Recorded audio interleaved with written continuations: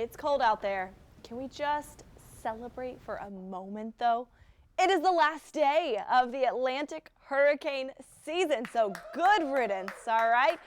Some applause all around in the newsroom. I can hear the chants, but you know what? Things have been pretty dormant for weeks now. It's just now that we can officially write it off and officially move on into the rest of the year.